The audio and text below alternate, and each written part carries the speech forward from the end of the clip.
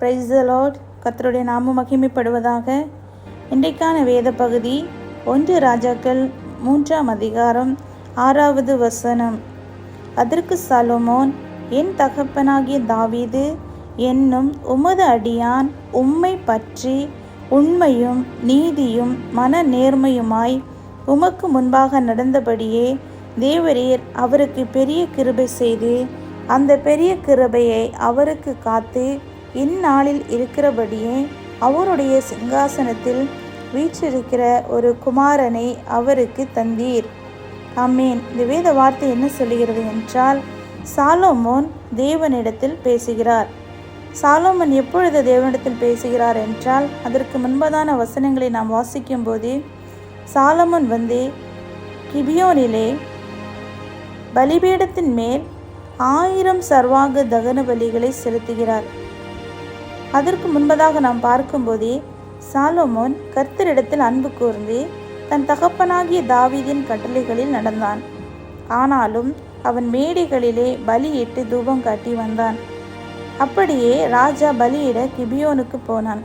அது பெரிய மேடையாய் இருந்தது. அந்த பலிபீடத்தின் மேல் சாலொமோன் 1000 சர்வாங்க தகன பலிகளை செலுத்தினான் என்று நம் வேதத்தில் வாசிக்கிறோம். கிபியோனிலே கர்த்தர் சாலொமோனுக்கு ராத்திரியில் சொப்பனத்திலே தரிசனமாகிறார். அப்போ கேட்கிறாரு, நீ விரும்புகிறதை என்னிடத்தில் கேள் என்று தேவன் சொன்னார். அப்பொழுதே நம்ம பார்க்கலாம், சற்று சிந்தித்து பார்க்கலாம். நீ விரும்புகிறதை என்னிடத்தில் கேள் என்று நம்மிடத்தில் யாராவது ஒருவர் கேட்பார் என்றால் நாம் அந்த நேரத்தில் எதை கேட்போம்?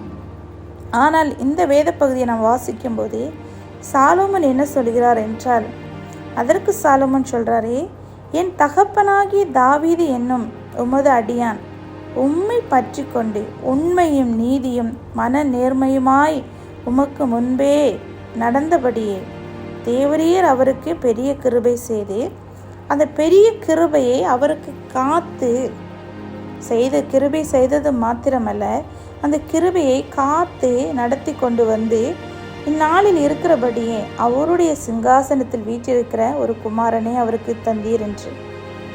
அப்போ தாவீது எப்படி வாழ்ந்தார் என்றால், கடவுளுக்கு முன்பதாக கர்த்தருக்கு முன்பதாக தாவீது உண்மையே பற்றி கொண்டு, அப்போ பார்க்கும்போது தாவீது எப்படி வாழ்ந்தார் என்றால், தேவனையே பற்றி கொண்டு உண்மையும் நீதியும் மன நேர்மையுமாய், ஒரு உண்மையுள்ள வாழ்க்கையாய், நீதியுள்ள வாழ்க்கையாய், மன நேர்மையுள்ள வாழ்க்கையாய் தேவனுக்கு முன்பதாக தாவீதின் வாழ்க்கை காணப்பட்டது. அது எப்படி பிரதிபலிக்கிறது என்றால், தன் மகன் அதை பார்த்து தன் தகப்பனின் வாழ்க்கையை சாட்சி கொடுக்கிற காரியத்தை நாம் வேதத்தில் பார்க்கிறோம். இன்றைய நாட்களில் நாம் சற்று சிந்தித்து பார்ப்போம். நம்மளுடைய வாழ்க்கையில் நாம் எப்படி நடந்து கொள்கிறோம்? நம்முடைய பிள்ளைகளுக்கு முன்பதாக நாம் எப்படி நடந்து கொள்கிறோம்? கர்த்தருக்கு முன்பதாக நாம் எப்படி நடந்து கொள்கிறோம்? சற்று சிந்தித்து பார்ப்போம். தேவ ஆவியானவர் தாமே நம்மை வழிநடத்த வல்லவராய் இருக்கிறார். நாம் ஆராய்ந்து பார்க்கும்போதே அநேக காரியங்கள், நம்மளுடைய தவறான நடத்தைகள், தவறான வாழ்க்கை முறைகள் நம்முடைய பிள்ளைகளை அது பாதிக்கிறதாய் காணப்படுகிறது. வேதத்திலே ஒரு வசனம் சொல்லுகிறதே, உன் பிள்ளையின் மேல் அதே ஆசீர்வாதத்தையும் உன் பிள்ளை சந்தானத்தின் மேல் ஆசீர்வாதத்தையும் ஆவியை நான் ஊற்றுவேன் என்று.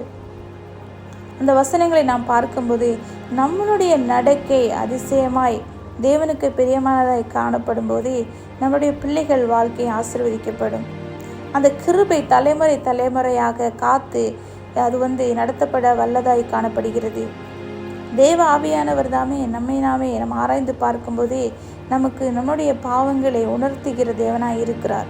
நம்முடைய பாவங்களை நாம் உணர்த்தும் போது அதை நாம் அறிக்கை செய்து அதை விட்டு தேவனுக்கு பிரியமான நல் நடக்கை உள்ளவர்களாய் நாம் காணப்படும் போது நம்முடைய பிள்ளைகளும் ஆசீர்வதிக்கப்படுவார்கள். உண்மையே நாங்கள் பற்றி கொண்டு வாழ வேண்டும் என்று தேவனிடத்தில் நாம் கேட்போம். அப்பா, எங்களுக்கு இந்த கிருபை பண்ணுங்க, எங்களுக்கு நீங்கள் கிருபை தாங்க, உடைய வல்ல ஆவியானவர் எங்களை வழிநடத்தணும், எங்கள் பிள்ளைகளுக்கு அது ஆசீர்வாதமாய் மாறணும். எங்கள் நடத்தைகள், எங்கள் செய்கைகள், நாங்கள் இன்று செய்கிற ஒவ்வொரு காரியங்களும் எங்கள் குடும்பங்களுக்கு, எங்கள் பிள்ளைகளுக்கு அது ஆசீர்வாதமாய் மாறணும். பாவ வாழ்க்கையில் இருக்கிறவர்கள் அதை அறிக்கை செய்து விட்டுவிட தேவ ஆவியானவர் ஒவ்வொரு பிள்ளைகளுக்கும் கிருபை பாராட்ட வேண்டும். நம்மை நாம் ஆராய்ந்து பார்ப்போம். தேவ ஆவியானவர் தாமே நம் ஒவ்வொருவரையும் வழிநடத்த வல்லவராய் இருக்கிறார். அதிசயமானவர், ஆலோசனை தந்து நம்மை நடத்துகிறவர். நம்முடைய பாதைகளை அவர் நீதியின் பாதையிலே நடத்துகிறார். அவர் நம்ம எந்த விதமான பள்ளத்தாக்கின் மத்தியிலே நாம் நடந்தாலும் அவர் நம்மை நேர்வழியில் நடத்துகிற தேவனாய் இருக்கிறார். அவருக்கே நம்மை நாமே அர்ப்பணித்து நம்மை நாமே ஒப்பு கொடுத்து கர்த்தருடைய பாதையில் நாம் நடக்கும்போது அவர் அதிசயமாய் நம்மை கூட்டிக் கொண்டு எங்கு சேர்க்க வேண்டுமோ அங்கு சேர்க்க வல்லவராய் இருக்கிறார். அது நம்முடைய பிள்ளைகளுக்கு ஆசீர்வாதமாய் காணப்படும். இந்த அதிகாலை வேளையிலே தேவனுடைய சமூகத்திலே நம்மை நாமே நாம் ஆராய்ந்து பார்த்து நம்முடைய பாவங்கள், குற்றங்கள், குறைகள் யாவற்றையும் தேவனுடைய சமூகத்தில் நாம் ஒப்பு கொடுத்து பாவ மன்னிப்பை பெற்றவர்களாய் நாம் காணப்படுவோம். தேவன் தாமே நம்ம யாவரையும் ஆசீர்வதிப்பாராக. ஆமென்.